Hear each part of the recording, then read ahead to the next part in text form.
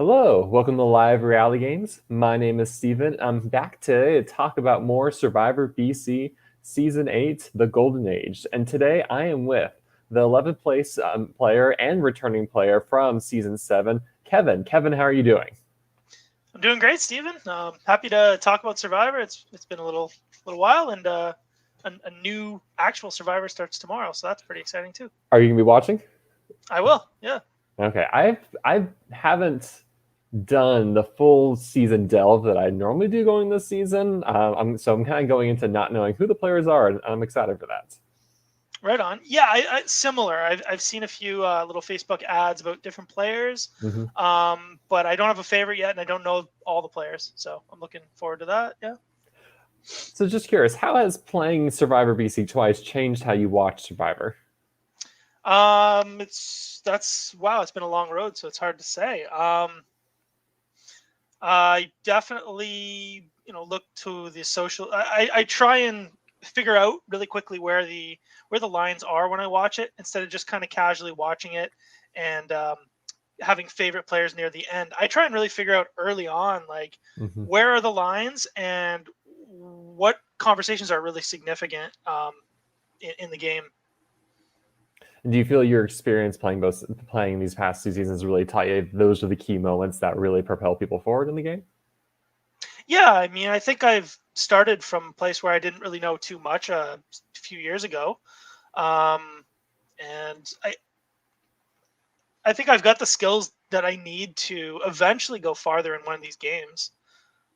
Especially, I know I can make it to the the jury phase at least. Oh man, we'll talk about it. I think you caught the bad end of the fear that the returnees are all banded together, and you're just like, oh no, and I am here all alone. Yeah, I think you'll see. I'll give you a good mix of things I did wrong, maybe not quite as drastically terrible as last time.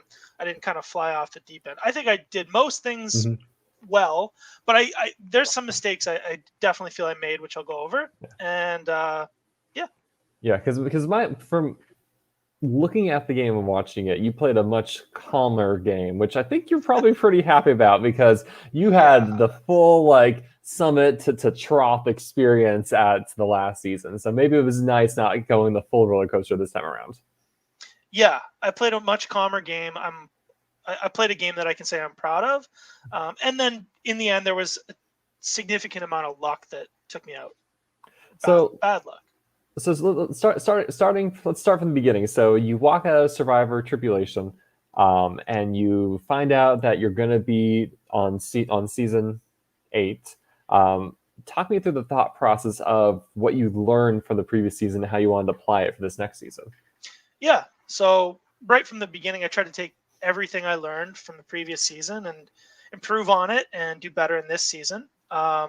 Even before the game started, I knew when we got there we were going to be blindfolded, and I didn't want to be blindfolded for like 2-3 hours like I did last season. I asked Jaira, the host, can I show up? Like, when do you think we're actually going to start? And I was trying to time it so I could, be there with minimal amount of time spent with a blindfold over my face. He was dealing with a lot. He said, no, you have to be here at this time. And that was near his house. As soon as I got there, I'm dragging my feet because I know every minute I spend here with the people that are going to bring me to the site is time I don't have to spend with a blindfold on. So then we get to the game. And yeah, when the blindfolds came off, I recognized some of the players. Andrew, Jenny, they were both players I didn't get to play with last season because they were on the other tribe. Same with the other returning players. Taylor St. Louis was in a different season. Stevie I didn't get to play with, Stevie I got to play with because he was on my tribe, but I didn't get to play with him this time. So the returning players that I initially had on my tribe were ones that I had no previous game relationship with, other than we were in the same season on different tribes. So coming in as a returning player, how did you kind of want to play? How did you see yourself approaching the season before it started?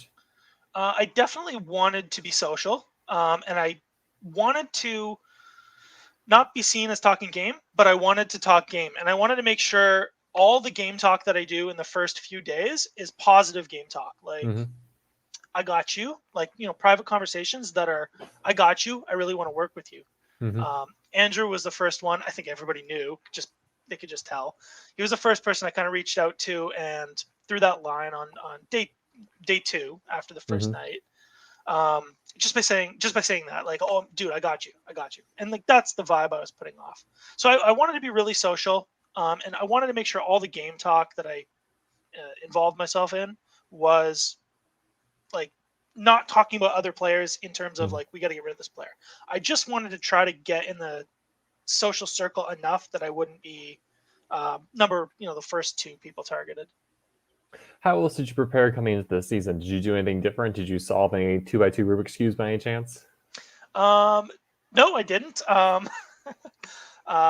knew the Rubik's cube would not be a thing. I guess I started exercising a little bit more, weaning myself off of coffee a little bit because I'm a daily coffee drinker. Just getting ready mentally, buying a sleeping bag, things like that.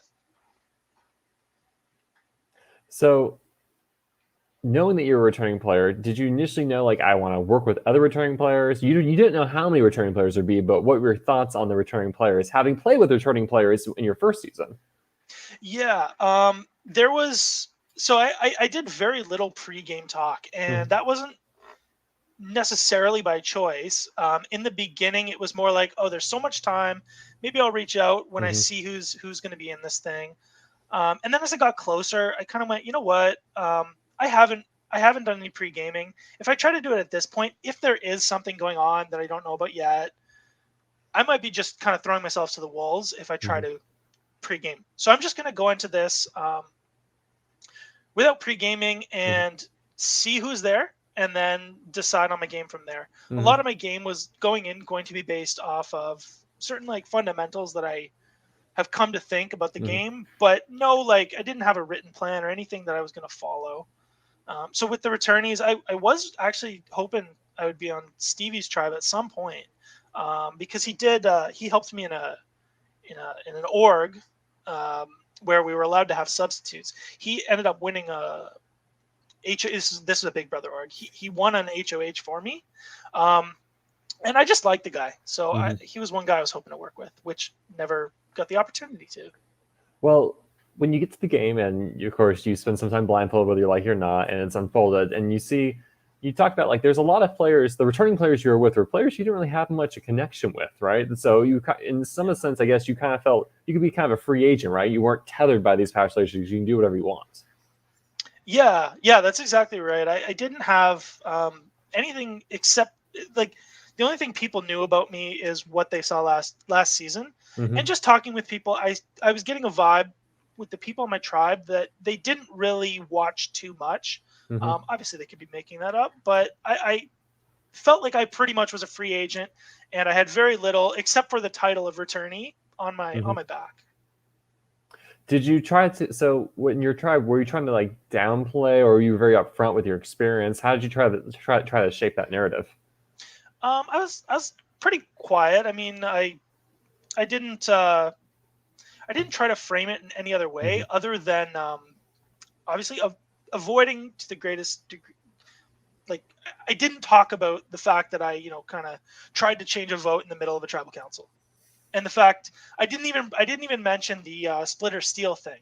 Mm-hmm. Nobody brought it up, um, even though it happened. Nobody brought it up, so I didn't talk about it. Um, Well, we're going to jump ahead, but I do remember hearing your tribe. I think it was Taylor St. Louis who was talking, like, when the possible things could happen in the Isle of the Ages would be a split or steel idol. I definitely heard that conversation happening on your tribe. yeah, it was something that came up, and I think I remember that conversation. I think she might have said, "Well, they're probably not going to pick Kevin" or something like that. If it Mm-hmm. was, I don't remember all the details of that, but yeah, like conversation like that, I wouldn't go out of my way to say, "Oh yeah, that was so funny how I totally screwed that guy over last season." Anything that would paint me, I just wanted to paint this picture of I'm a simple, fun guy. I have no hidden agenda. I'm just here to be friendly, and Mm-hmm. that's me. So let's talk about your original tribe, right? We've already talked a little about Taylor and Andrews. Is there anything else you want to say about those two? I think I probably had a incorrect assumption of Taylor's game to a degree.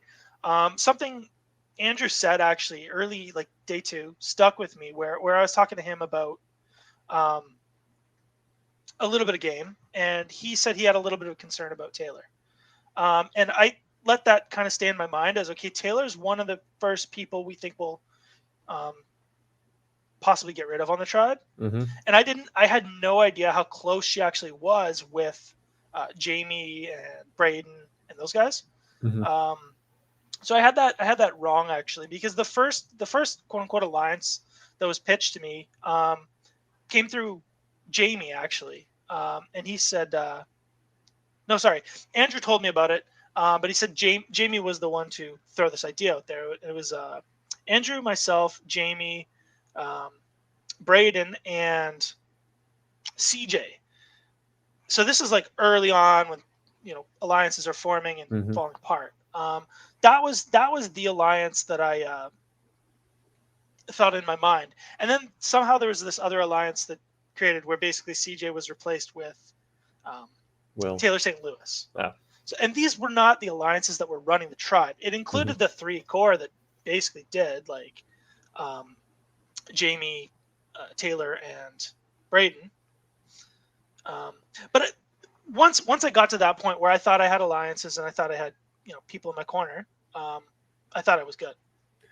Well, let's talk about your initial impressions of the new players in your tribe, right? So you have Jamie, you have Will, you have Braden, CJ, and Evelyn, right? So what were your thoughts when you first saw this tribe come together, these people? Yeah, I felt like I really had a decent connection with this tribe, more so than last year. Like last year, I think was kind of dominated by Tyler, whereas this year there wasn't. Jamie was a little bit more social and outgoing than maybe other people in the tribe, but I really liked Jamie, so that worked. Braden was kind of a little more quiet, but I could tell that he was a smart guy, so I thought we could have some kind of connection on that. I would say the people I didn't connect with the most in the beginning were Will and Evelyn.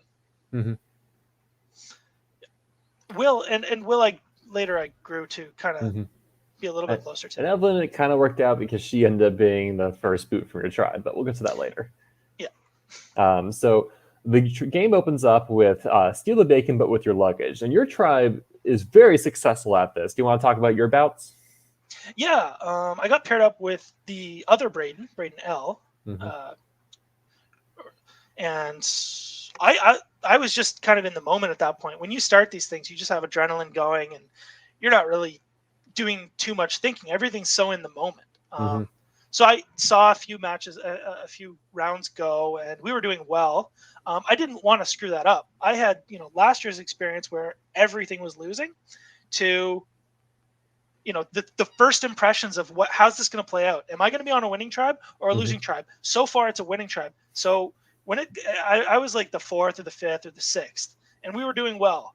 I didn't want to screw that up, so I went at it, 100%, ran as fast as I could for my thing, grabbed onto it, and I just went all out for this, and I tried as hard as I could, and I was successful. I got my stuff over. I was able to drag it over. It felt really good. And so you end up getting your luggage and the other Braden's luggage then? No, I ended up getting my luggage. And then when I had my second match with Braden, we had already won the reward. And so we kind of agreed we don't need to totally destroy this tribe. It's night 1. Now that we've won the reward, the only extra benefit would be literally making them suffer. And we were already told at this point, and we already knew it was going to be a rough start. So we agreed that we would just let them have their stuff. So the second match was, I ran out, and I still wanted to kind of play it up. So I ran out to his bag, to Braden's bag, and then I just stopped about 4 feet short. But he had no idea I was doing that. I don't know if you saw this, but he completely tackles me, and it was quite funny. And I go, "You're good, man. You're good." So I let him take his stuff, and he runs away. So that very first night is a bit of a Survivor BC first, where we all get to be outside and sleep, but with no sleeping bags, and it can get a little bit chilly. So talk me through that first evening and who you were talking to, as well as how that night was for you. Yeah. As soon as we got to the tribe, we kind of just flattened things out, and we knew about the Survivor BC Bucks. On my way there, actually, I did see something inside of a hollow of a tree when we're all walking in line, which I did want to have some kind of a sneaky side game. So I did grab that, and nobody saw, so I put it in my pocket, which turned out to be a puzzle, which I had no idea had nothing to do with the game. So I thought, great, I'm picking up stuff that has nothing to do with the game again. But anyway, that first night, yeah, it sucked. That's the only way to put it. It started off, kind of whatever. It was a nice day. We're laying out on the tarp. I think there was like 5 people there, and then 3 of us were kind of on the lengthwise. At first, I thought, no problem. I'm just gonna, sleep in my clothes. I'm gonna use my coat as a pillow, and that's it. I got my stuff. Most of us have our stuff. Evelyn was the only one not to have her stuff, so we made sure that she was taken care of and had stuff to stay a little bit warm. As the hours ticked by and I wasn't sleeping, it started getting cold, and I needed my jacket. So I threw my jacket on and tried to get a little bit of a blanket going. And then I was using my backpack as a pillow, which had like a set of clothes in it. And after a little while, I started getting, my legs were cold. I had to take everything out of the backpack, and I ended up just kind of pushing my backpack together and sleeping on it. I maybe got hour and a half of sleep, which is I think more than most people. But by the end of that, I was just miserable and waiting for I just remember thinking, like, I have no idea if it's 2, 3, 4 in the morning. I don't care if I sleep anymore. I just want to see light so that I know things are going to start happening and I'll be warm again. Yeah, I could have got up and walked around and looked for something, but all I really could do is just wait for the sun. That's all I remember doing. So at the start of day 2, the very first thing that happens is you need to nominate one person in your tribe to go to the Island of the Ages, and you don't know at this point what the Island of the Ages is. That's right. Yeah, I figure the Island of the Ages is similar kind of thing to last season. There's going to be some twist, some kind of decision or competition for something, and I can't remember who we sent for that first one. It was either Taylor or it was Taylor. Yeah, Taylor was sent for the first one. I did figure it would be something small and it might progressively get a little bit bigger. Then she came back, explained the story, and there was some competition with trying to stack coins or something, I think. And then she told us she had lost, and Stevie got a reward because of it. But she didn't know what it was. It was some bin, and she couldn't look in it, I think. And it sounds like most of your tribe accepted the story Taylor to tell everyone. Yeah, everybody generally, I don't think anybody was suspicious that she was lying. For me, when she said that Stevie won and had got some reward, I remember thinking, okay, if she were to be lying, that's something that's easily figured out later. So based on that, I figured she wasn't lying. So you then move to your first reward challenge, which is the Survivor Mixer. And this is where each of you has a little box with things in it. It's you're kind of playing Go Fish against other tribe. Yeah. That was a pretty straightforward competition challenge. We won it. I didn't really think there was too much strategy to it. I think other people were trying to bluff and make things up. But for me, I pretty much just noticed as soon as you ask for something, or as soon as somebody else asks for something you have, just remember that and ask for it next. So we were successful, and this ends up being your first reward challenge you've ever played, because your last season had a lot of reward challenges. Yeah, I guess I was assuming there would be a similar number of reward challenges. There were a few more in the beginning, but they were definitely less than last season. We didn't start out with like 5 in a row like we did last season.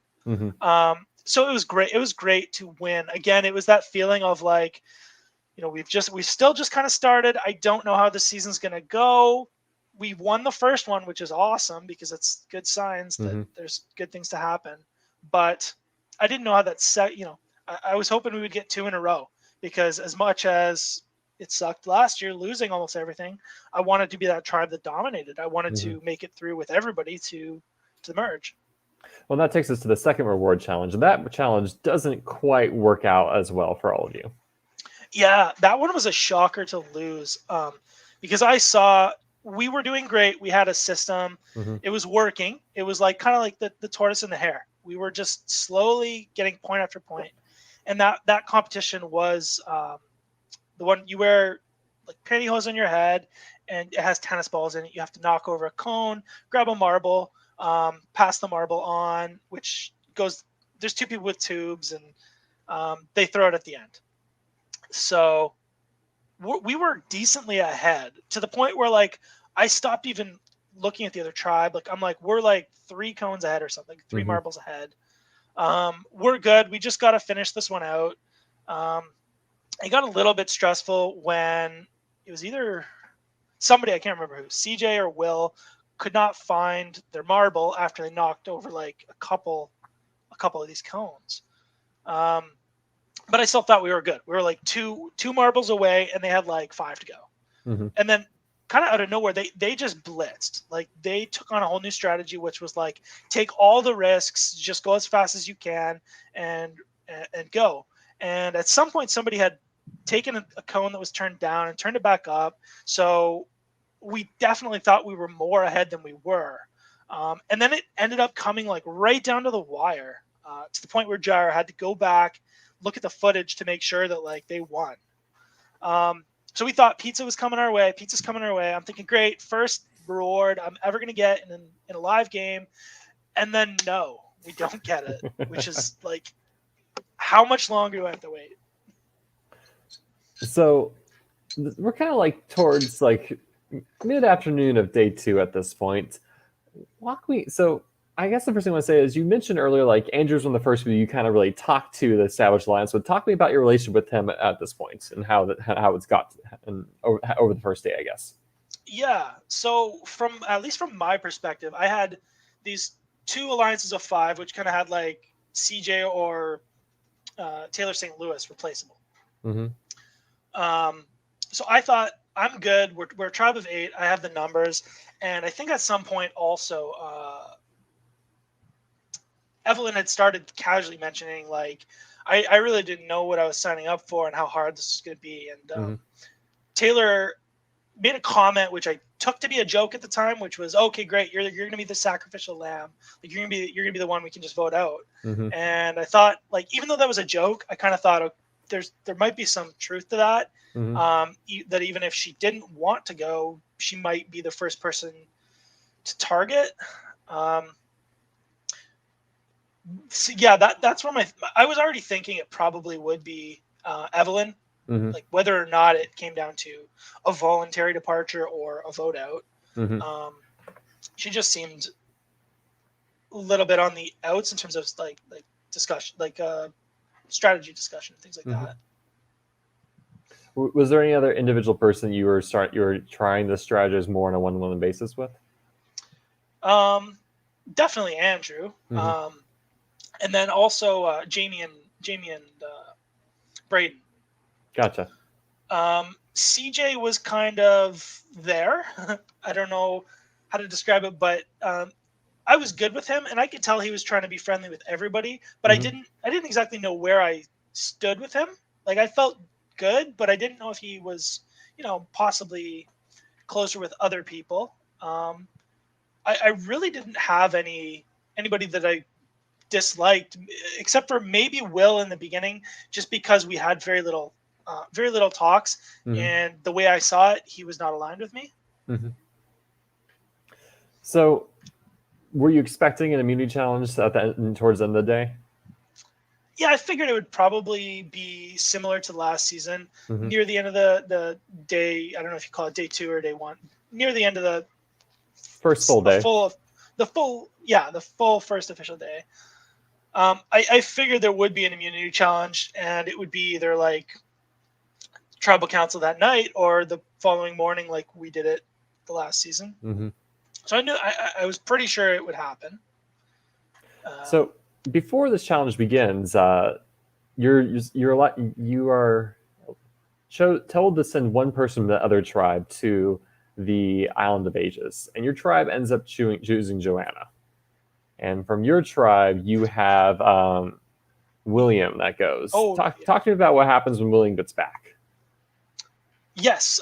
So Will tells us everything, and which is great because in terms of developing like the tribe mentality, he came back, told us that it was a series of disadvantages they had to pick from, and whoever picked the most disadvantages, there would be points associated with it.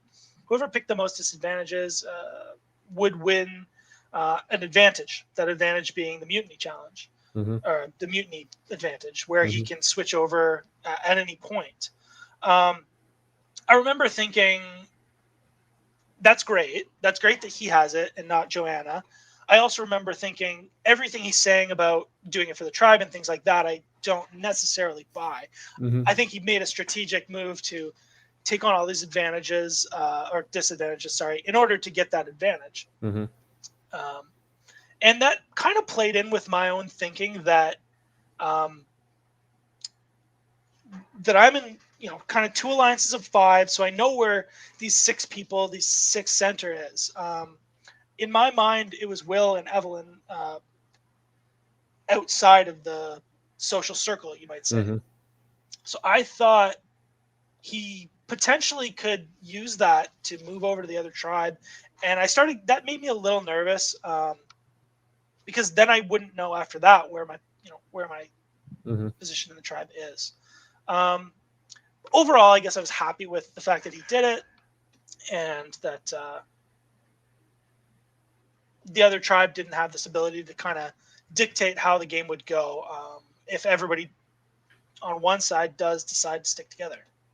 And Will did tell somewhat about the disadvantages he had, right? He told us most of the disadvantages. He left out, as he should, the 2-vote penalty. And I just have to say, I think the way Will played that was absolutely phenomenal. I mean, there might be situations where you don't have an Evelyn that's kind of probably going to be the first one to go. And taking 2 extra penalty votes is not something you'd want to do. I certainly don't think I would be comfortable enough doing that. But he made the right decision not to make that information public. Because, as soon as you do that, it's like, okay, well, how many people do we need to... Should we think about this as an option? Because you don't need a majority anymore. Do we flip the script? Yeah. But it was so clear that Evelyn was going to go that I think Will made a great move by taking on a ton of disadvantages. Even like not being able to strategize before the first tribal council. That would absolutely terrify me. So just if there wasn't, like I said, like he must have known, his intuition told him like, it's pretty certain what's going to happen, that he can take all these disadvantages in order to get this advantage. All those disadvantages will expire.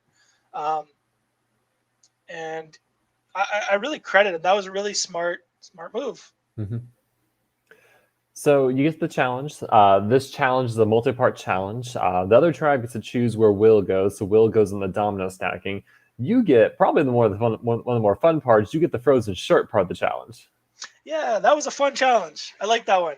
I don't know how I ended up on that one, but obviously Will was put on a certain task. There was a running bit, and I can't remember. I don't remember all the rules. There was running, then there was some sort of cup stacking and moving that. Then there was like a dominoes portion of it. Then you were on the shirt part, and it ended with like a tree puzzle. Yeah. So I knew we were. It got really. It was pretty much equal until they got to the domino stacking thing. I remember it was what's the guy's name? Anyway. The red-haired guy. Yeah, it was David was doing the domino stacking for the Semiami tribe.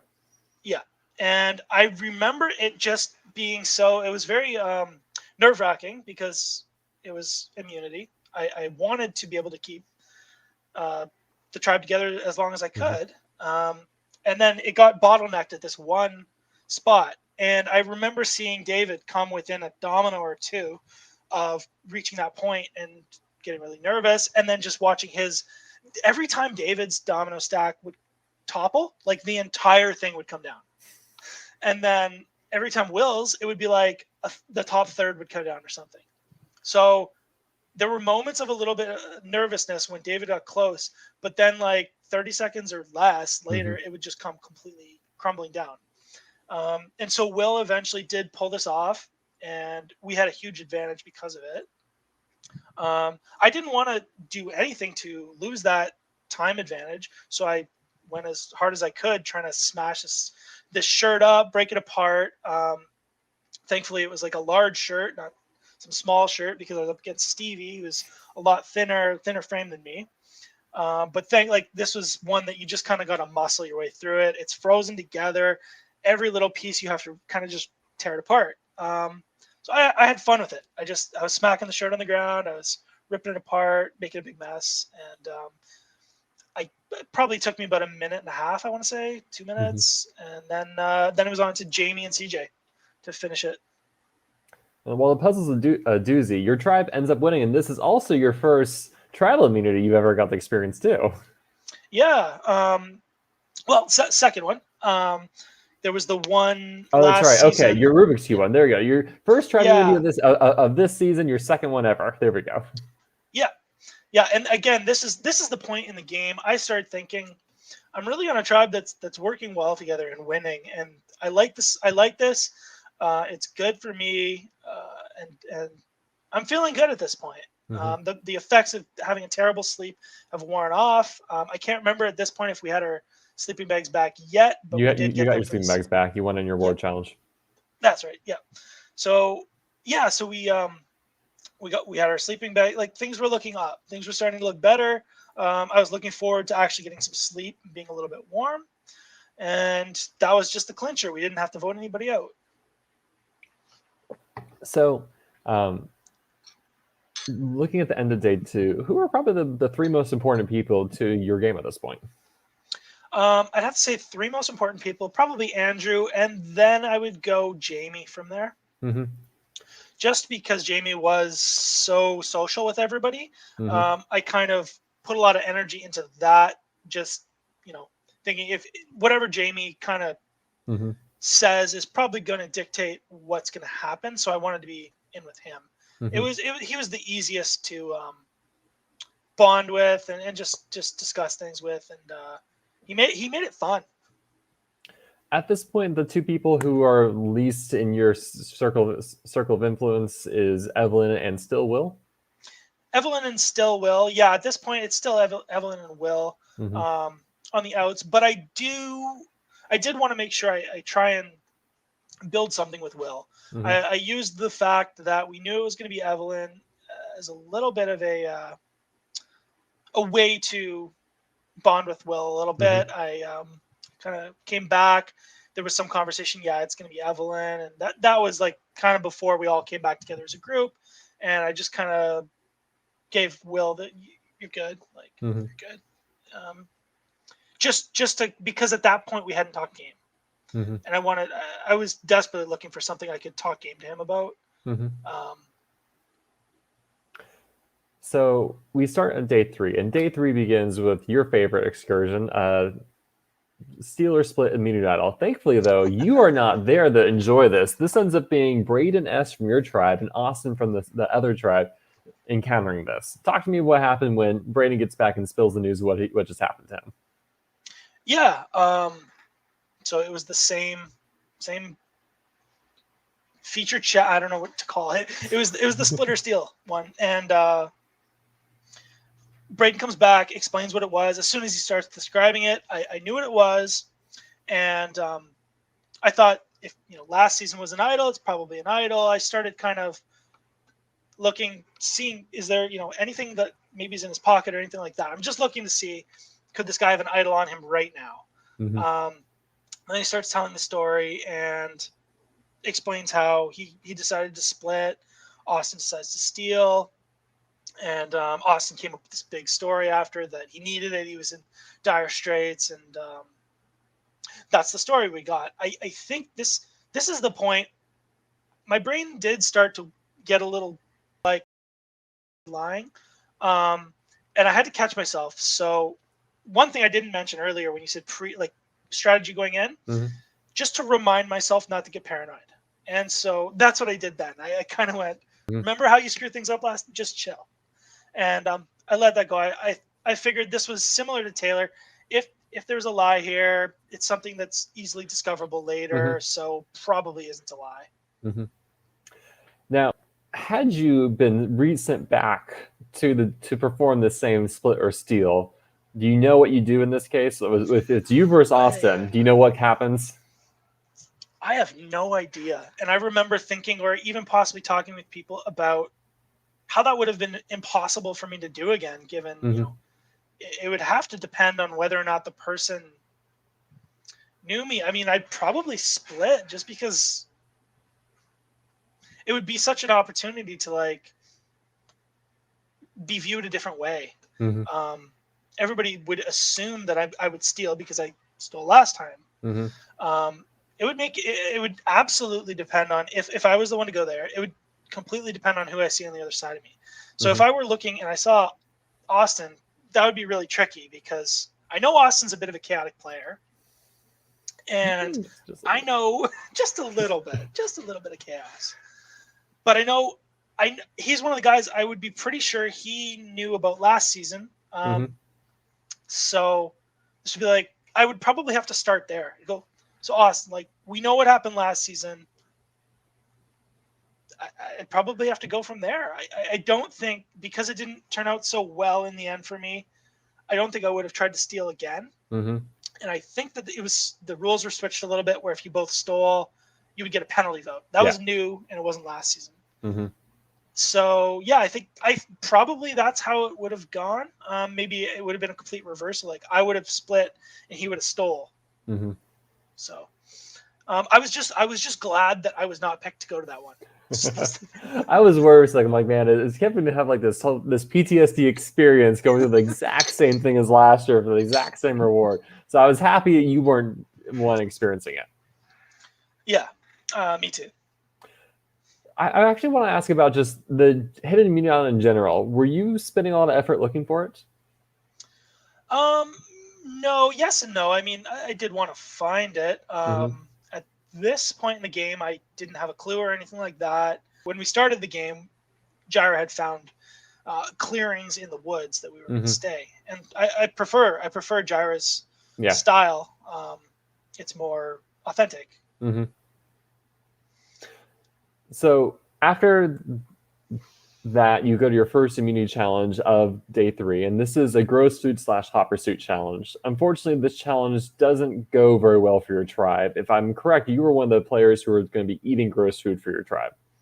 Yeah, that's right. I think we were a little bit uncoordinated when we were deciding roles. I definitely think it was a big mistake that it was Will on the running side and Andrew on the food eating side.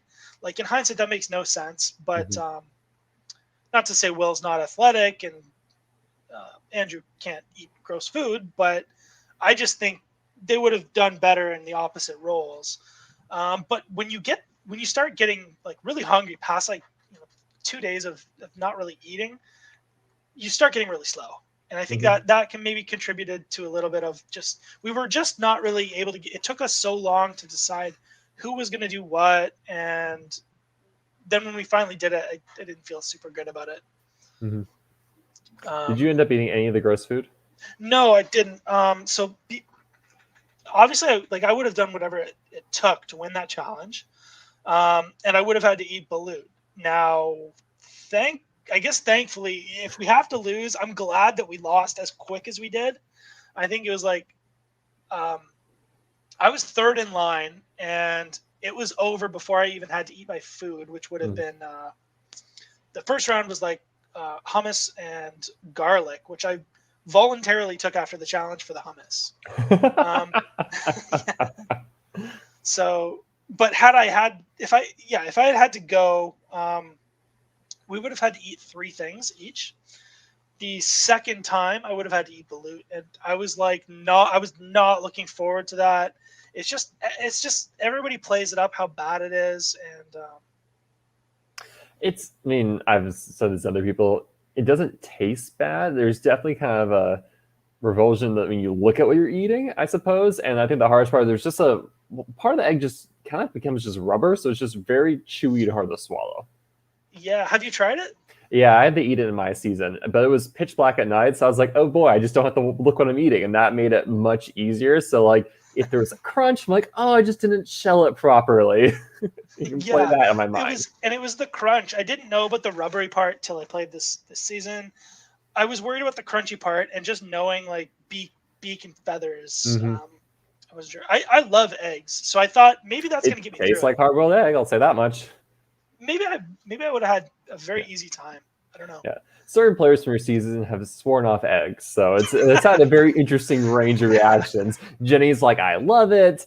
Jamie Brainerd is like, no eggs, never again.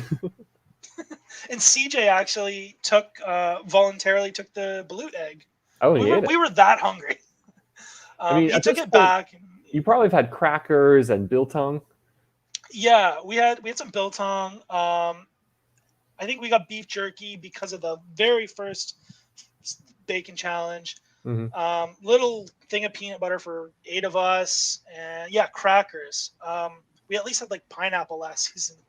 So yeah, it was rough. Like I know one of the producer or one of the crew had left a bottle of barbecue sauce behind at some point, and I can't remember who. It was like Will or CJ grabbed it, and this was like the contraband barbecue sauce that we were like, okay, look around. Okay, nobody's around. Dump a little bit on the cracker. Okay, it's something else. Like that's the level of desperation that we were in for food. It was worse than the last year, but having gone through it at least one time, I was more able to deal with the challenges of being hungry and all that stuff that I feel the newbies had a harder time because it was their first time. Not only was it their first time, but they were like thrown into hardest season of Survivor BC history. Mm-hmm. Talk to me about the strategy coming out of this challenge. How much was there before the Tribal Council? Very little. I mean, this was the. This is where Evelyn's voted off in a 5-2-1 vote. Yeah. So okay, the strategy when we got back to camp was almost like I thought this was going to be the first time the camera crew like left and went and filmed the other tribe during the scramble. It was like a few minutes of us standing together and like, okay, what are we gonna, we know we have to go talk, so should we go search for bucks? And it took a few minutes, and I think Andrew took Evelyn off to the side and had a 5-minute less conversation, and they came back, and Evelyn, I think, just kind of said, if you guys want to vote me out, that's okay. Like, and we went, okay. Sweet, that's so good. Thank you so much, Evelyn. Like, you're awesome. And but yes, then so everything was planned. I assumed nothing funny is going to happen. The only thing I didn't know is who she's going to vote for. Mm-hmm. And it really didn't matter. But Will comes back because he had his penalty where he wasn't allowed to socialize. Yeah. So right after the Tribal Council challenge that we lost, he was pulled off somewhere off to the side, and we all had our conversation, which 5 minutes, and we were like, okay, we know what's going to happen.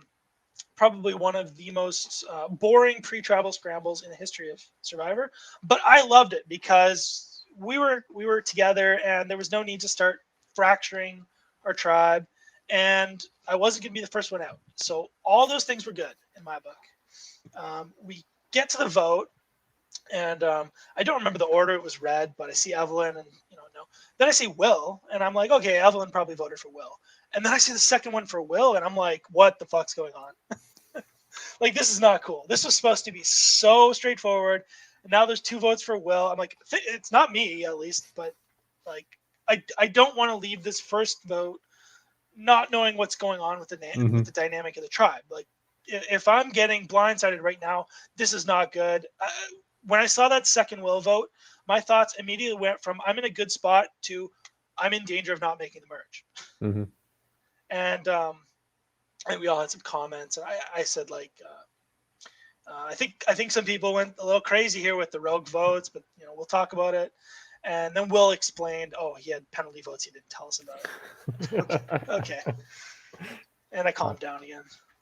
One thing I want to ask you about that I forgot to is Stevie is the first vote out from the Semiyama tribe, and Stevie is the person who said that's the one person I really kind of wanted to be working with because we had the best relationship of all the returnees. What were your thoughts when you saw that happen? Yeah, I wasn't happy about it. I thought Stevie's somebody I could work with further in the game. At the same time, I had to balance. This could possibly work in my favor in terms of, the first person to go is a newbie or a returnee. So that's less likely in my mind that I'll get pinned off. I'll get taken out for that reason. Mm-hmm. The returnees were then less threatening. I was hoping, but yeah, overall I didn't want Stevie to go, so I wasn't happy with that. So the next thing that happens is it's a double tribal. Both tribes are going to the tribal council, but both tribes have a chance to win individual immunity in touchy subjects. To my understanding, your tribe decided to put Taylor's name down a lot for this. Walk me through this challenge and what your strategy was during it. Yeah, we got, but obviously before you do touchy subjects, you're taken separately and you have a one-on-one question and answer. Mm-hmm. So I spent a good amount of time thinking, I didn't just automatically answer what I thought. I answered what I thought the tribe was going to answer, so that when we got to the actual challenge, in theory, all my answers should be the same, which increases the likelihood of that being the right answer.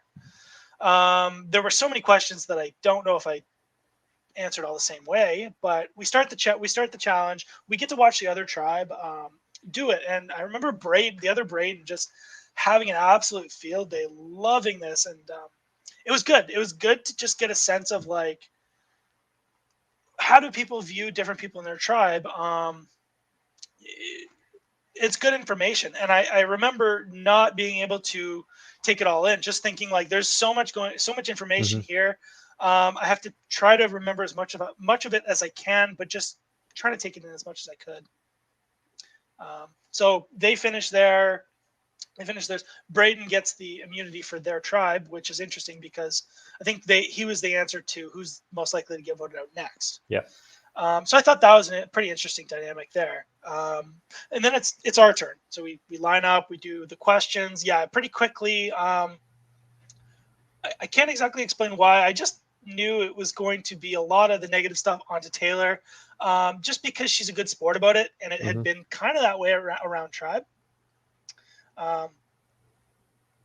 She can take a joke. So other people, like, they probably didn't know how well I would take a joke, or CJ. So it was like a lot of stuff. And as it progressed throughout the question by question, we started really being like, okay, anything negative's probably Taylor. So did you get any of the superlatives? So that's interesting. I actually got none, not one. That's a victory. And I could be wrong, but except for myself writing my own name down for two things, I don't think anybody else wrote my name down once, which is like, I think a testament to how in the background I was. It was part of my plan to not be super out there, but I don't think I planned on being that like hidden. I was kind of surprised and almost slightly insulted that like nothing, like not even like nobody even thought I could be an answer. Like I'm just that invisible apparently. So Taylor ends up winning for your tribe, and she in fact is able to double it through her trip to Island of Ages. But now you all have the strategize before your next vote out. Before this challenge, who did you want to vote out next? Before all the tribes scrambled, who was your initial target in your head? Probably for my own personal game at that point, Will. But based on the conversation that I had with Andrew, like early on, and him saying he's not sure about Taylor before she won the immunity. I was kind of like, Will or Taylor in my mind.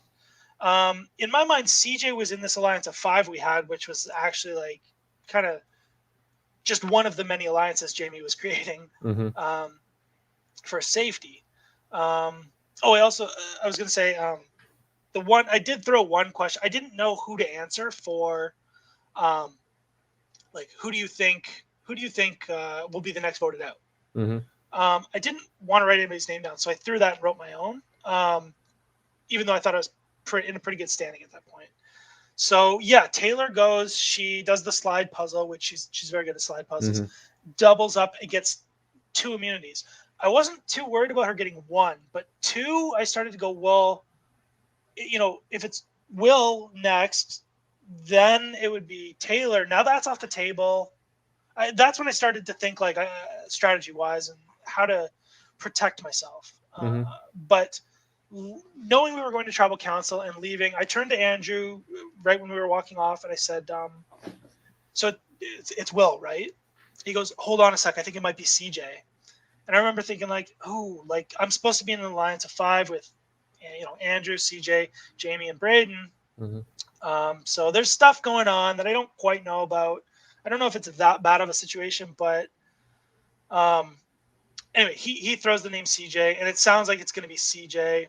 I didn't want to make too much of a fuss. CJ wasn't one of the top players I was trying to align with. He just happened to be, Evelyn was gone. I was supposed to be in the alliance with everybody else except for Will. So I was thinking it's got to be Will then. Will's not aligned. He's out of the loop. But then they're saying CJ, and I start going, okay. That was the point where I started going, I'm not quite as secure as I thought I was. So CJ gets voted out, and it's a unanimous vote out, and he casts his vote for Will. Following this tribal council, what was your sense of the tribe dynamic? I thought it was still a very cohesive tribe. I was a little bit worried, like I said, about my position on it, given that Taylor's got an idol. CJ's gone. So yeah, we go to this tribal. I wasn't gonna, throw away my game or anything like that for CJ. So I was happy to vote with the group for CJ. Both CJ and Will, we knew at that point had played in games, so they knew they both kind of vocalized. Like CJ came up and said, well, I know how these things work, and I know it's either me or Will. Feel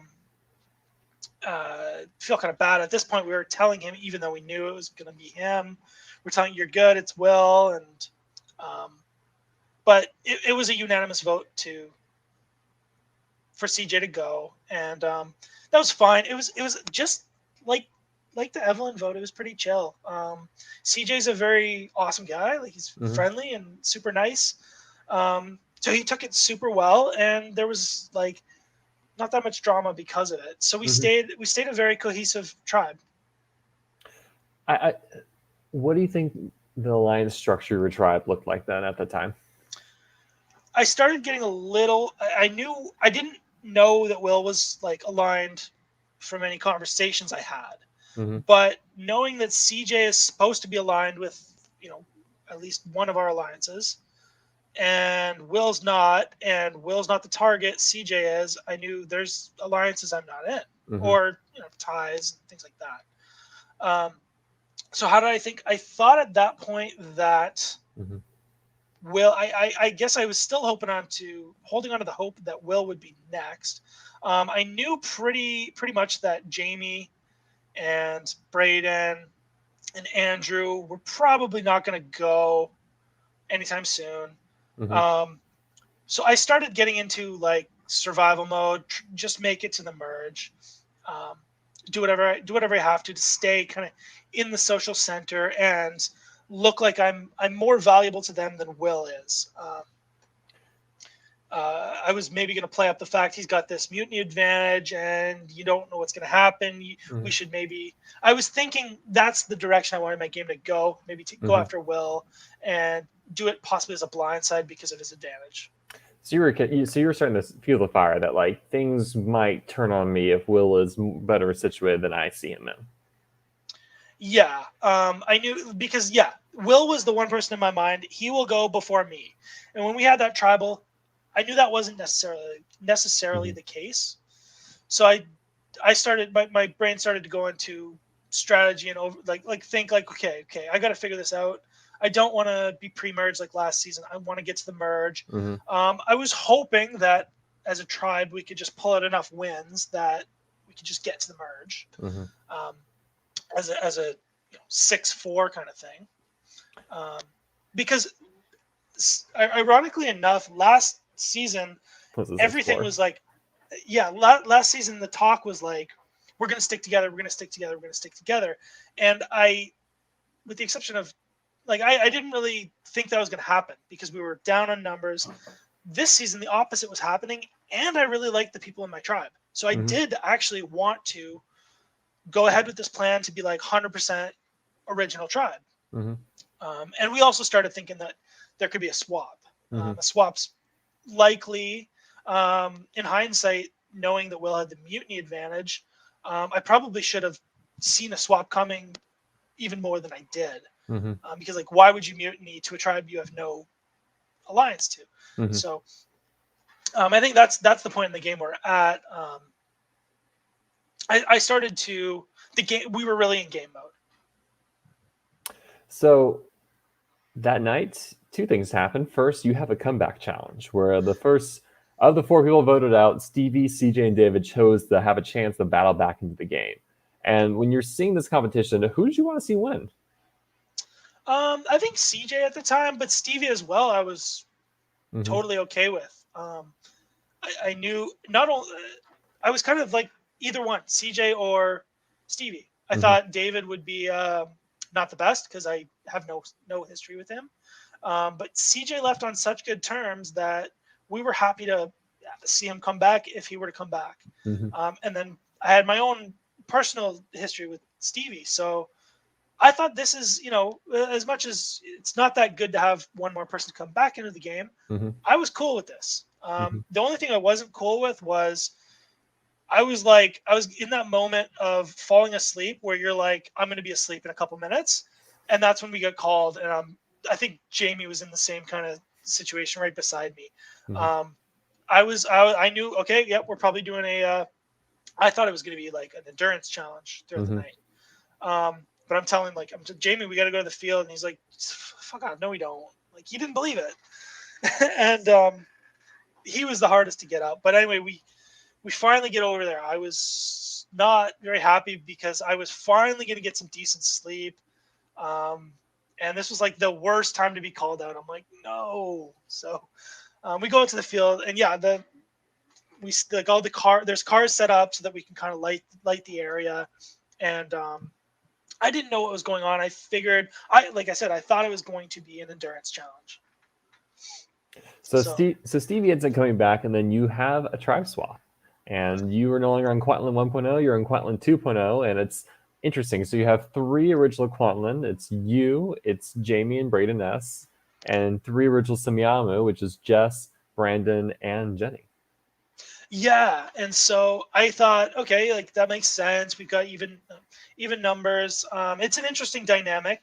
We just randomly drew, so we were randomly drawing the buffs, and I saw at this point Andrew was still my number one, and I saw I think he was one of the first to go, and he drew a blue buff, and then I saw two more people going. It was like blue. It was just blue, blue, blue. I think maybe the first four were blue. So I kind of strategically, I don't like numbers wise, I was thinking, okay, there's so many red in there and so few blue. Mm-hmm. I would like to end up on the blue tribe. Mm-hmm. That was my thinking. So I let everybody else kind of pick because I'm like, there's way too many red to blue at this point. The odds are bad. I'm hoping that as every person comes up, it'll like, so people will start picking red so that my chances will improve and then I'll go. But so I was one of the last people to pick. I was same tribe, red, different tribe from Andrew. That's okay. But Jamie and Braden, I was happy because I'm like, these two guys, I know they're tight, but I also feel like I'm pretty tight with them as well. Mm-hmm. So I thought this was a good thing. And then, there was Jenny, who didn't actually get to play with last season, so maybe we can make something work there. Jessica, fresh face, good to potentially create new ally there, and David, not David, Brandon. Brandon. And one of the first things that happened, we go back to the tribe and we're just kind of talking and sharing information. And I remember Jenny was quick to I could tell, to try to press to figure out where any cracks potentially could be. She's asking like, how did the votes go? So they were really chill. Like first one was, she was ready to go. Then it was a unanimous vote. And you could kind of see her tone get really like, so there was no drama, nothing. And like she was worried. We knew that. And then pretty soon, Jamie said, "Okay, don't tell anybody this." He was saying that to me and Braden.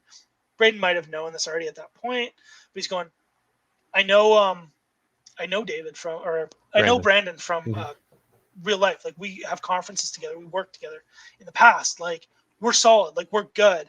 And from that moment on, this is the mistake I think I made. Maybe not quite as big as last season, but I just felt comfortable.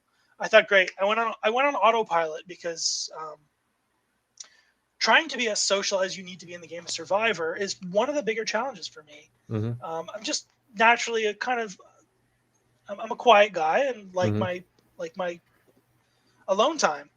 So constantly have to be social and on is a challenge. So two thoughts is I was really happy that Jamie was there because he made the whole experience fun with his puppet shows and things like that.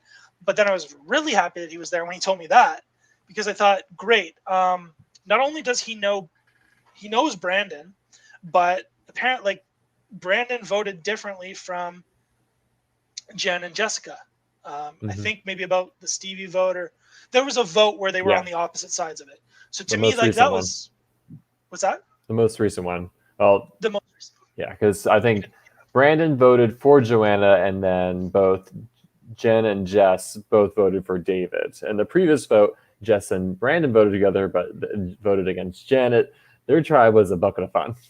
Oh, I should go back and watch all those. I've seen obviously clips, but so yeah, that was, I didn't actually know about Jess and Jen voting differently 2 votes ago, but I did know about that fraction. I just lumped Jessica and Jen together because I knew they voted together that last vote. And then there's David, who is voting differently from them. Brandon. Sorry, I keep saying David. Brandon.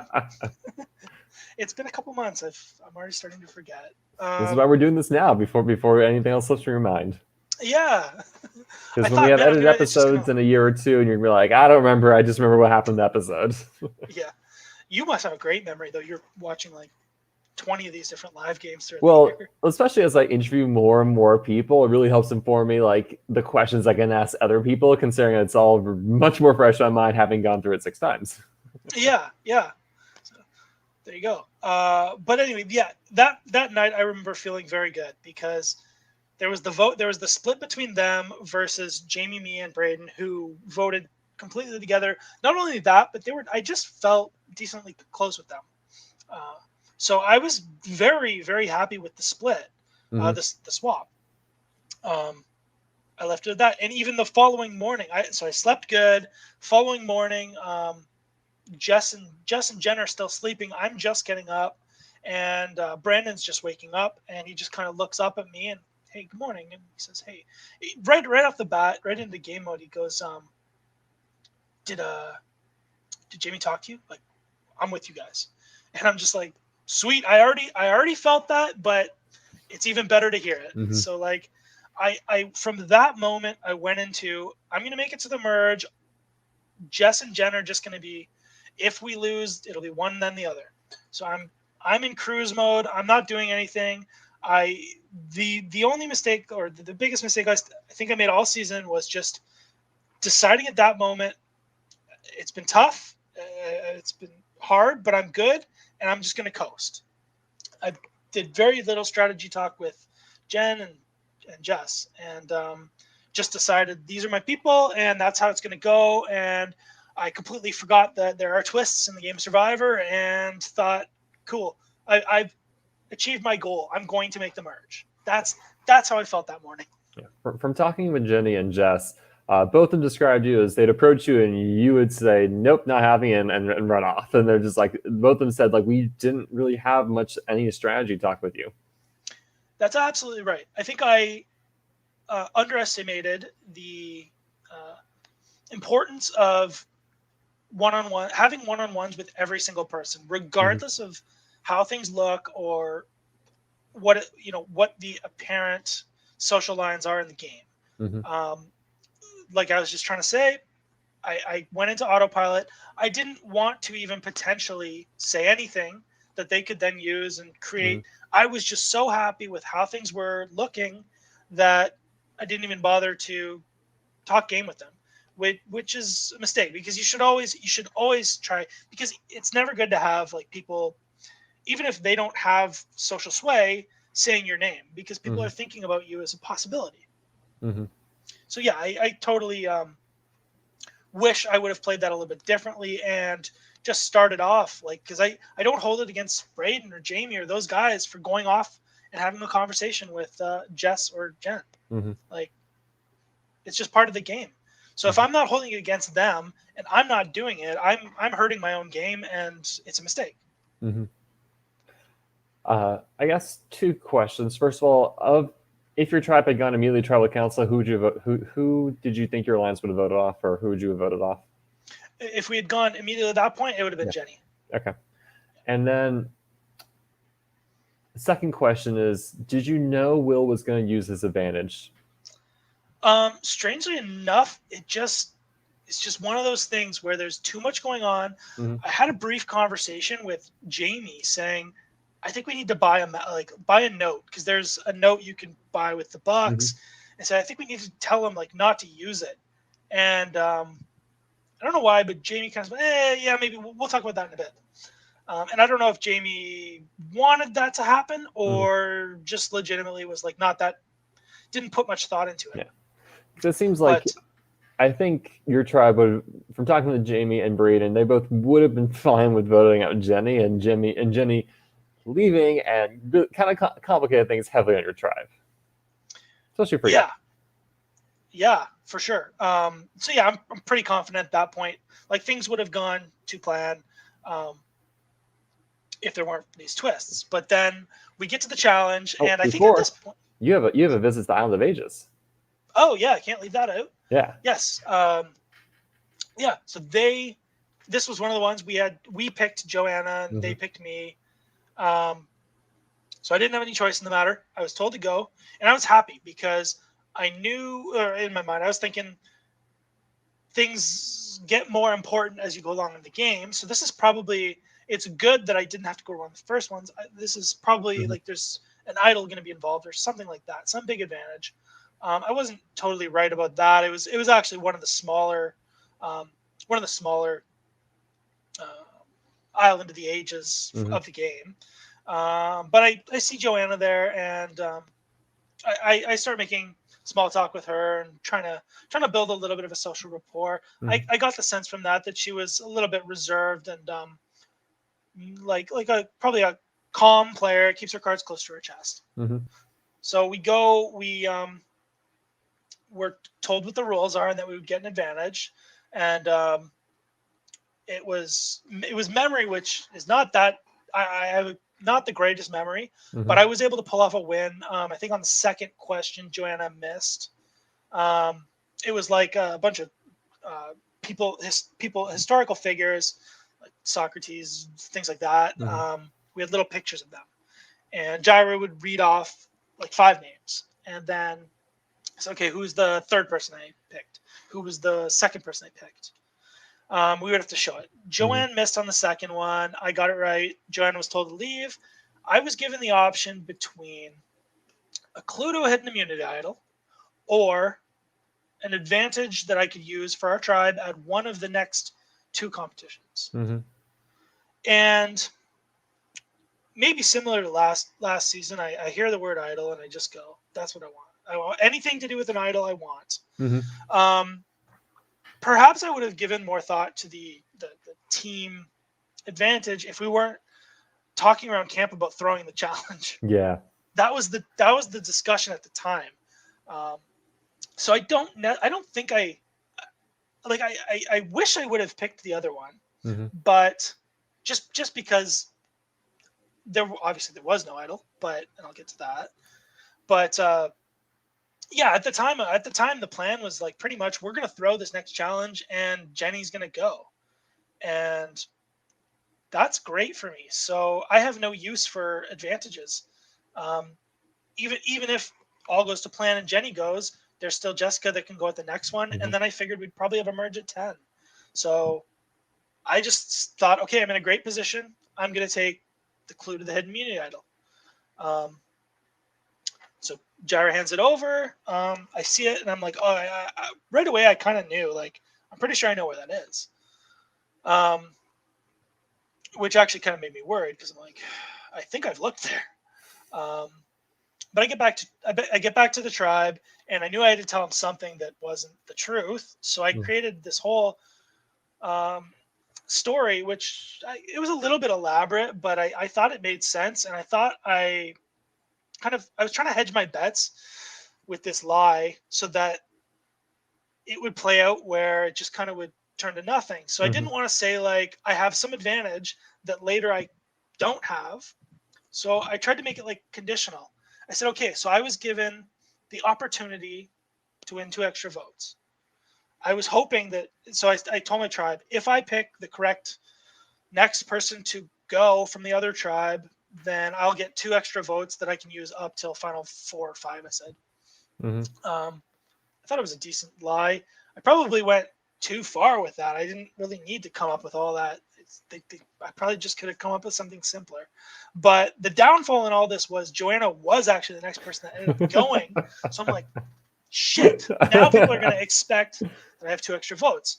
So at that point I went, okay, no, I already had the clue, but I turned to Jamie and Braden because I had to do a little bit of damage control.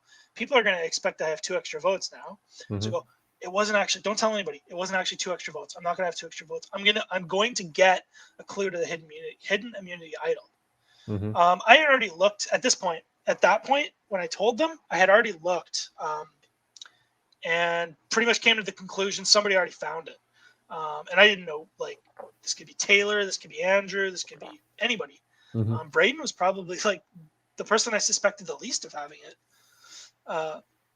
So when I realized that, okay, I have this clue, it's to a location where there's no longer a hidden immunity idol, I still thought I have to cover this lie, and I can try to get in a little bit closer with Jamie and Braden by making them think that I have so much trust in them that I'm about to get this clue, and I'm just going to hand it off to them, and I'm going to let them go into the woods on their own because I trust them so much. That was my big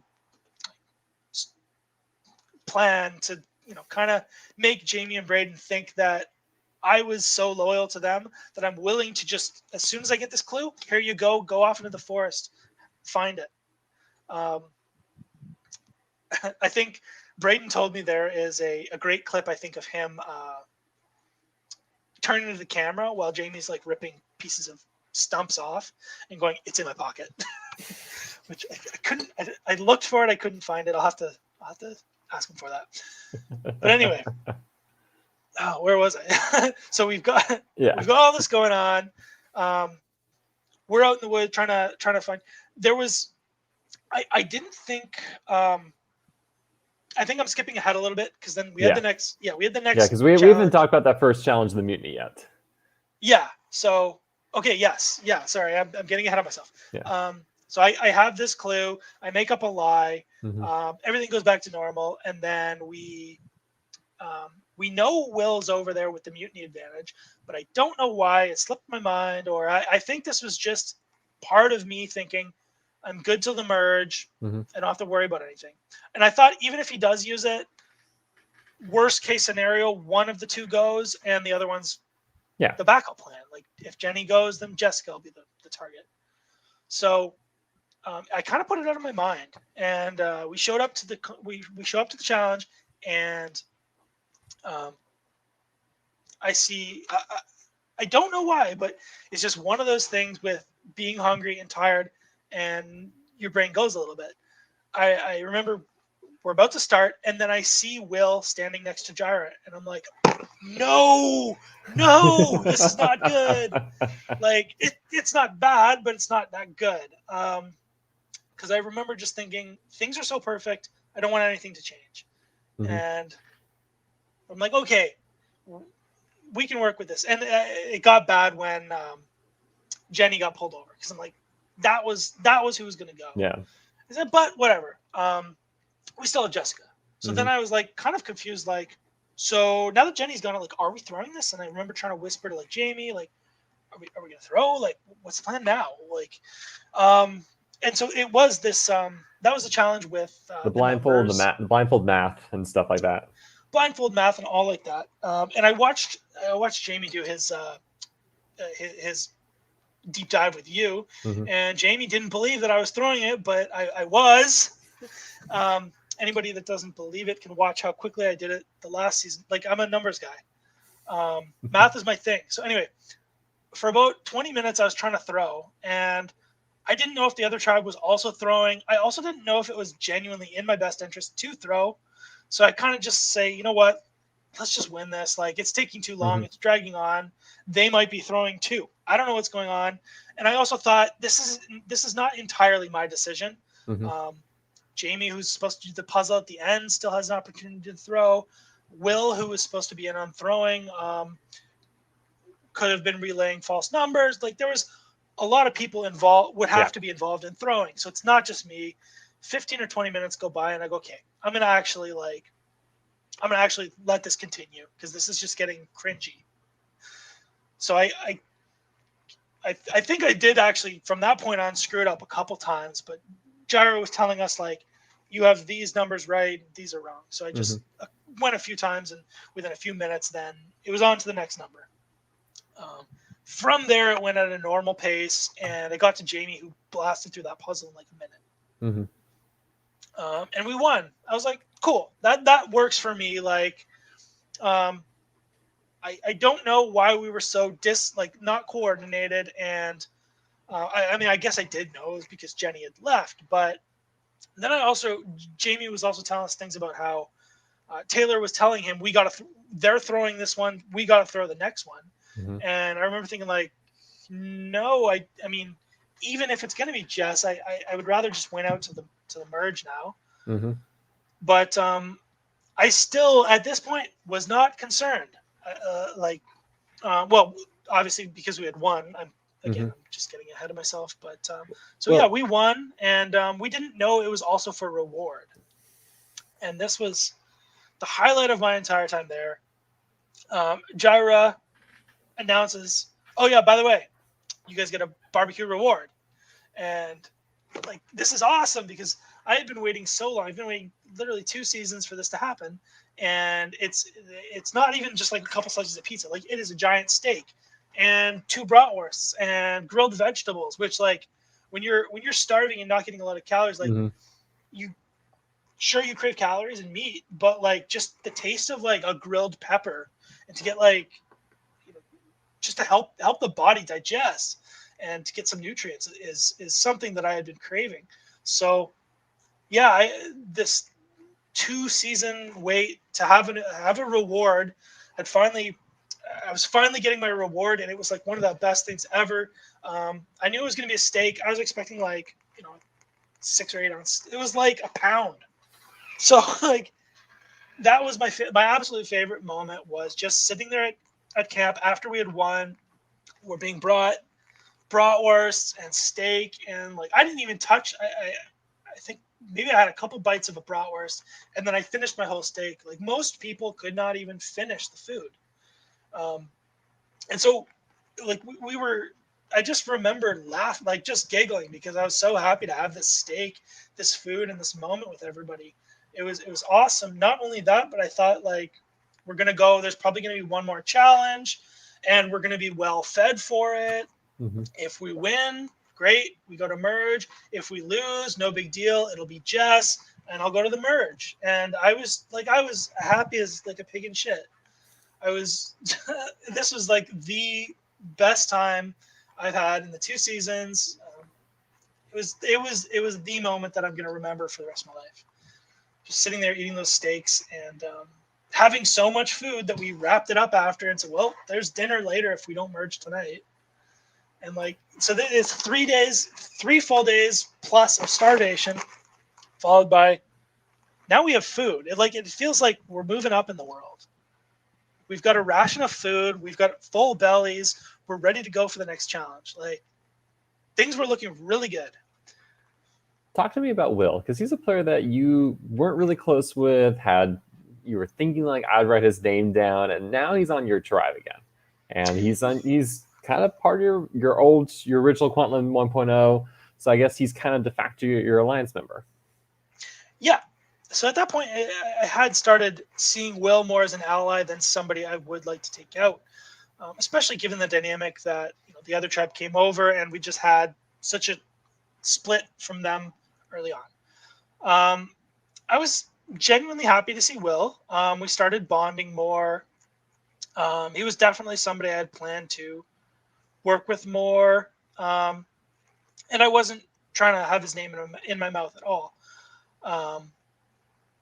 I knew he was good because people were saying things like, he's done so much for us with the mutiny advantage, taking on the disadvantages. Like, we have to make sure we get him through to merge.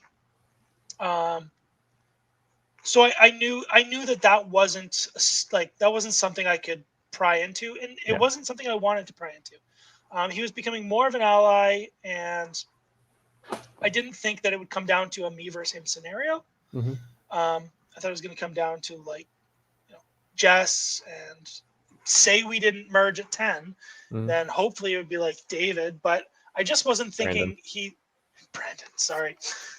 I wasn't thinking that he was somebody I had to worry about at this point. He was somebody I thought we're all going to make it to the merge, and he was straight up an ally. So this last round, this fateful round, is kind of where everything falls apart at the seams in multiple directions. Well, I guess let's start with the Island of Ages visit. Jess is chosen. Yeah. So, I mean, everything started to fall apart at the seams when Will used that mutiny advantage. Yeah. Which got rid of option number 1, which is Jenny.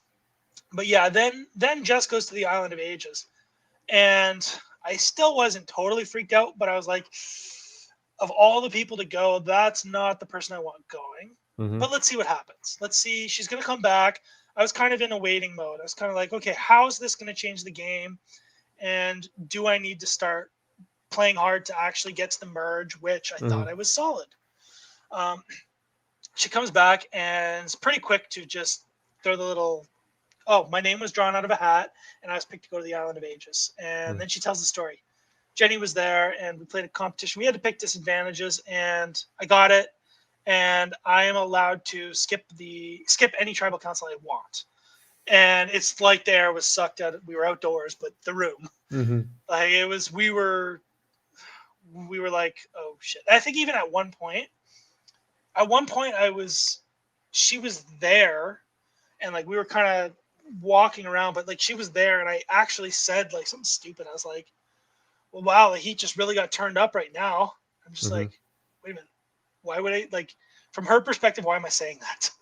So I tried to cover it up like, oh, we really got to win this, guys. And like, but it was such it was an awkward moment because like she was right there and I was kind of talking like as if she wasn't there, like, almost like she could have been like, why does this change things so much, Kevin? But yeah, it completely changed the game. Like we knew like, shit, now we got to play the game. Like she was probably going to be the second option. I later found out she was trying to do more, and this is the reason why I say you should try to like work on every one-on-one relationship you have with people. The fact that I talked no game with her, well, logically she started to try to make me the target. If she had not got that advantage, I believe she would have gone next.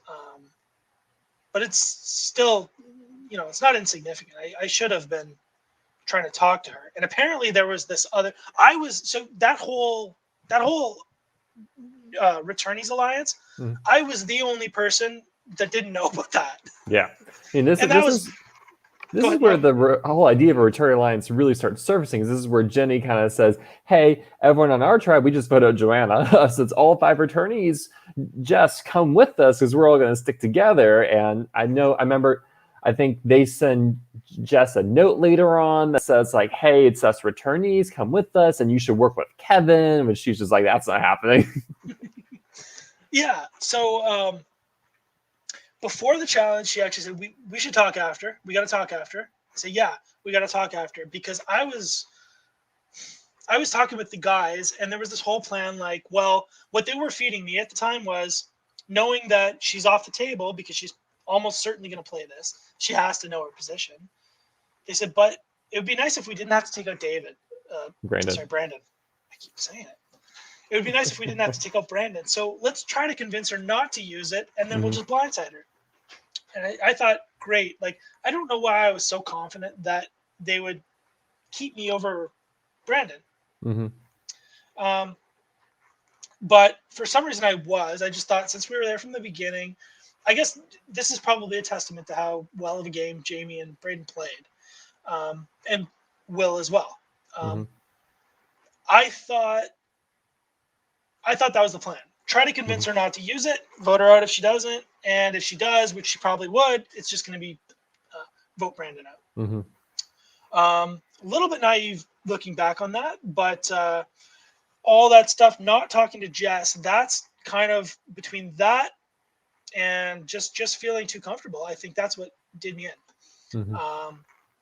Jess was trying to tell them, hey, there's this Returnees Alliance, and that started to creep into their minds a little bit as a possibility. Meanwhile, I'm off trying to talk to Jess, convince her not to use it, which is a complete waste of my time. Like, Jess knew, even like when I was talking to her about, no, you're good. People here want to work with you. Like, I just felt she's not buying this, and she's going to use it. But yeah, I mean, that was the bad luck, plus just straight up not talking to Jenny and Jess was absolutely my downfall. Who knows? Maybe if I tried to socialize a little bit with Jess, she wouldn't have been as vocal, and maybe it could. I don't know, like alternate universes, but maybe it could have been Will, or maybe it could have been Brandon. I don't know. Do you want to talk about the challenge at all? Is there anything there of note that happened? I know, like, it's kind of a multi-stage beanbag toss, and you're kind of on the retrieving end at the very end of the challenge. Yeah, I mean, the hindsight of all that is I wondered, hey, had I taken the advantage instead of the clue to the idol, could that have changed things? I don't think it would have. I found out the advantage would have been, so there was like, you had to throw, the starting was a balloon. You throw a balloon, person catches it and throws it to the next person who catches it. And when there were 3 successful catches, then you start the beanbags. The advantage would have been one of those links of the balloon toss would have been gone. So it would have saved us like a minute. But that beanbag thing was so challenging to get, because we kept having you had to get, there are 3 colors, 3 tiers, like red, green, blue, or whatever. You had to get all the same color and all the right tiers. If you got one in the wrong net, the whole thing has to be reset. So we probably reset the thing like 20 times. At that point, I was getting worried because I'm like, this is a crapshoot. It's whoever gets it first without resetting probably is going to win. And I can't remember if that was the last stage or there was a puzzle after. I think that there was a puzzle after, and remember, I think maybe there was. I don't remember. I remember at one point there's a lay of the land puzzle, and Taylor solves it for her tribe. That's probably it, because it wasn't the tree one. Yeah. So I was really doing everything I could. I was the person. The beanbags were being thrown, and I was the person tossing them back to Braden, I think. So I was pushing myself to my absolute limit, running as fast as I can, tossing these things back, seeing whatever I could do to make it work. I was trying to figure out if there was a way I could swat them if I knew, but I couldn't. Like, it happens too fast. There's no way you could like try and line it up and say, okay, that one's not going to go in the right one, and it's impossible. But yeah, I mean, I was trying really hard to win because I didn't know where I stood in the tribe at this point, and I didn't know. Like I knew there was a chance that it could be me and not Brandon. So, is there anything else you want to talk about in the scramble between the challenge and tribal council and things you tried? You already talked a lot. You already talked about your whole advantage kind of gets exposed, and you then need to share the clue with Braden and Jamie, and they go off on their hunt to kind of build trust with them. You're trying to tell Jess, hey, it's okay. Don't play your advantage. Yeah, that's pretty much how it went down. So I continued the story I told to Braden and Jamie by going off and doing a confessional, using that as an opportunity to say, hey, I just got the clue here. Mm-hmm. I couldn't obviously just walk back and magically have it. So I did that, walked back, passed it off to them, and the plan was they're going to go into the forest, look for it. I already knew it's not there. And I was gonna pull Jess aside and talk to Jess and try to convince her not to use it. So I finally started talking to Jess, and I'm just wasting my time at this point, I guess, because everybody else was trying to, figure out. All right, sounds like it's going to be Kevin. Kevin's the only one. He's off talking with Jess, so that was it. Everybody jumped on that plan and said, "Great, yeah." They were worried about the Returnees Alliance, and I had no idea. I think Jess was supposed to tell me about it, but I think at that point she realized he's on his way out. Don't tell. He can't be saved. So the only thing that would happen if I tell him is it's possibly going to bite me in the ass. And, so to her credit, she just decided to say nothing. And just, we had this fruitless conversation.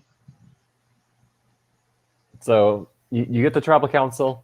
You cast your, anything notable happen in the tribal council before casting your votes? Just before the tribal council, yes. They're assuring me, okay, it's Brandon. It's going to be Brandon. I'm like, great. Okay, Brandon's off talking to them. But it seemed right up until we all walked back together, I was like, okay, it's going to be Brandon. And then we got back in a group, and Brandon says, like, that wasn't too hard. We're all just going to, this is good. We're fine. And he's laughing it up, and he looks really comfortable. And not only does he look really comfortable, but I'm looking around, and like Braden won't make eye contact with me. Will won't make eye contact with me. Brandon won't make eye contact. The only person that made a little bit of eye contact with me was Jamie. And I'm like, I start telling myself again, don't get paranoid. But you've seen this before. Yeah, this is something maybe I should be a little bit paranoid about. So that was like me. It was literally me just telling myself, self-talk, like, there's nothing. If they're gonna do it, they're gonna do it. There's nothing you can do. Just stick with the plan. Don't do anything crazy. Vote Brandon. Hopefully, there's another explanation for this awkwardness and people not looking you in the eye. So we get there, and we go to do our vote. I'm increasingly getting more and more wondering if maybe it could be me. And then when I cast my vote, I remember saying, like, it's either me or you, buddy. And, at this point, I'm about 50-50. It's going to be me or it's going to be you. And as I'm walking back, Jamie's walking to go do his vote, and he gives me a big smile. And, like, to the point where it was, like, overplayed. And I don't know, but it surprisingly calmed me down a little bit until the votes started being read. And, yeah, I mean, I wasn't too surprised when I saw my name come up a second time. And the one thing going in, I didn't want to, like, the way I left last year was kind of more like, okay, I know I'm going to be next. I definitely wanted to play the game. And so to be somewhat blindsided I was happy about it. I was happy about the way it went. It's a different feeling. I can say that much. Yeah, I know a lot of people go out and they're angry and they're bitter and they can't stand it. But I mean, no, I'm glad. I was respected enough as a player. They didn't want to have to do it, but it came down to a case of survival, and they decided it was in their best interest to keep the numbers, very even. I think we had a very even final 10. It was like 5 returnees. Everything was very balanced with me going as the 11th place player. So I'm gonna play more of these games, and I'm gonna make the jury and merge, and it's gonna happen. But I'm not terribly disappointed with the way it turned out. I'm happy. So, what are your takeaways from your season? You gotta make sure that you um, have one-on-ones with everybody. Mm-hmm. Just because you're off having a single conversation with somebody that you're Mm-hmm. not supposed to be aligned with doesn't mean that people are going to start talking about you and considering you suddenly as an option. I definitely learned you got to have a one-on-one relationship with every single person. You can't underestimate anybody or rule anybody out. Um, it's that's vital. As soon as you're not talking game with somebody, they will start talking about you as a target. Mm-hmm. That's the lesson I learned. Absolutely. The things I improved upon were just keeping my cool, coming out in the beginning and talking a little bit more positive game. Whereas the previous season, I tried just to not talk any game at all until I tried to all condense it at one Mm-hmm. very quick moment. Um, I learned that when you've played a couple of these games, you know what's going to happen and you're a little bit more comfortable. I could see in the new players, they they played great, but I definitely could sense a lot more. Like I almost feel like some of those people who were voting me out were more nervous than me, who was getting voted out.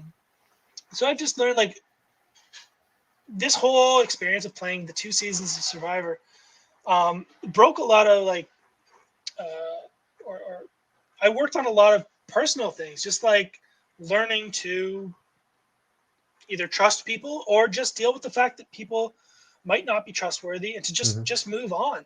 Uh, I learned how to be social with people and um, what I can, the limits I can test my body to, and how important it is to just take a break from technology and society and constantly knowing about the news and to just have a good time, like just with people, doing silly puppet shows or you know sharing one can of Coke. I didn't even mention that, but I think it was CJ. Another thing we stole from production was a can of Pepsi. So we all sat around in a big circle and had like 2 sips each. Little moments like that are really what life's about, and not the everyday stuff we get caught up in. Well, what I'd like to do is I'd like to share a couple quick fun facts about your Survivor BC career, and then I'd like to kind of end with some rapid fire questions, so just some quick thoughts on the season. So you've played twice. You are one of two very consistent players on this season, by the way. You've made 11th place twice. This time with more players. Jenny is the other player who's been consistent. She made 7th place both this season and the most recent season. Oh, cool. You've played Survivor now for 7 days in total across both your seasons. I would like to do it all at once sometime, but And you've had 7 votes cast against you, so 7 seems to be a recurring number for you. And total career, you've had 5 challenged wins as a tribe. So you've definitely upped that since the previous season. yeah, yeah, it was nice to be on the winning. It was a very balanced tribe, but like the 2 tribes were balanced. But we were, I would say, I think we won a little bit more. So, yeah, it was a much more positive experience, not constantly losing. But I see the benefits to losing. It does strengthen you in some ways as a tribe when you do lose. So I'm going to kind of ask questions. I just want like kind of your first thoughts on each of these. So, what was your lowest moment in the game for you?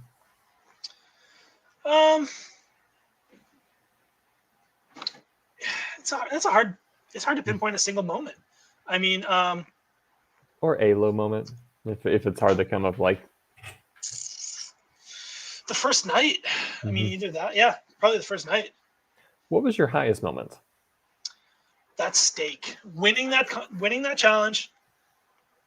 We were safe, and we got this amazing reward. And not only that, but that was a time in the game where I felt the most secure. So like, I was just that, and the previous night, I think, where we were just having a lot of fun, were the high moments. I had a lot more. Last season was like highs and lows. This was a lot more highs and a couple little lows. Any favorite memorable moments at camp? Yeah, like there was the whole puppet show night thing that I'm sure everybody's told you about it, and it was just one of those moments where we were all just like, we had already, we're done eating what little food we had for the night. We're getting ready to go to bed. We're still all excited to be there, and this is after the point we had moved. So like night 1 or 2, there was this bird of some sort that was just making our lives hell. We're trying to go to sleep, and it's just like making loud bird noises, and it literally became this like entity that we hated. Like we developed this hate for this bird, and it followed us from the old camp basically to the new camp. And I think shortly after saying, well, the one thing about this camp is we don't have that stupid bird or owl or whatever it is. It comes and it literally it's mocking us. It flies over and it's just watching us making those same noises. So we had we all run out, and like I didn't want to hit it or anything, but they all start like throwing stones and sticks and stuff just to make it worked. It moved. Just the funny. I love the funny moments like that. As much as it is a cutthroat game. At the end of the day, you do develop real friendships with people, and you have a fantastic time when you're on top and you've won. Who do you wish you worked with that you didn't or didn't have a chance to? Different people in different ways. Will on one hand, and then Jessica, because just in terms of like maybe things had gone differently if I made an attempt to work with her in some capacity. Mm-hmm. What was your favorite challenge? Probably the shirt one. Just some people said there's some good clips of me just going crazy, smacking that thing. Yeah, actually, in the moment of the challenge, that one probably. Who surprised you the most out there? Braden, the little guy. I was one of the people who totally underestimated him. I thought he's a young guy. He's here to have fun, but ultimately he's going to get taken out by the adults that have played this a lot. I didn't pry too much into his history of orgs. I knew he played them, so I know, okay, he knows what this is about, but he's young, and his inexperience I thought would do him. So, yeah. We talked a lot about things you'd change in the swap. Is there anything you'd change in the pre-swap of how you played? Maybe have Stevie over, but I was generally very happy with the tribe we had for the 2 reasons that we were winning right from the bat, and I like the people on the tribe. So I don't think I would change too much. Had you made merge? Let's say just goes home. What would your strategy have been? That's a really interesting question. Because contrary, I at the time was feeling I'm going to be tribe right to the end.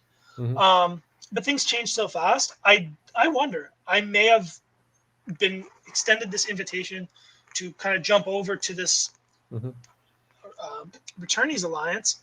I playing it in my mind, I thought, okay, that would have happened. I would have been informed about that, and I probably would have been this like middle piece. That's like my original tribe and then Returnees, which is like 2 kind of dynamics. I feel like I would have been stuck in the middle of that, and then I would have had to make a decision at the first vote, which way to go. You mentioned before, but you're open to playing another live game in the future? 100%. I went in thinking I have to go back and make up for mistakes of the past, and then I thought, however it turns out, I'm going to be done.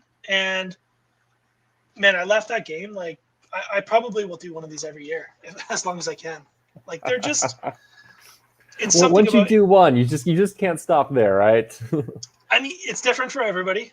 Some people find it's not for them, like Evelyn, and they're happy to take away what experience they took away.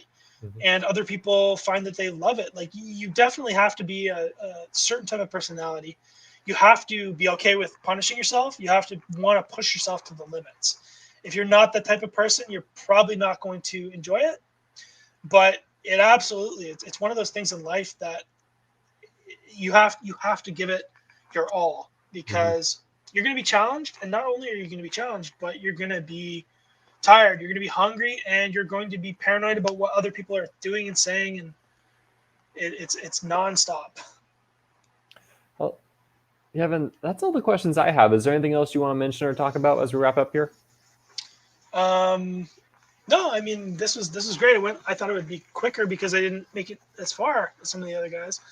But no, it's been fun remembering it all with you and going back through it, thinking through some of the things I did. No, I think if this is it, I'm happy with that. Hey, so Kevin, thank you so much for sharing your time with me tonight so I could hear all about your game and sharing it with all the listeners.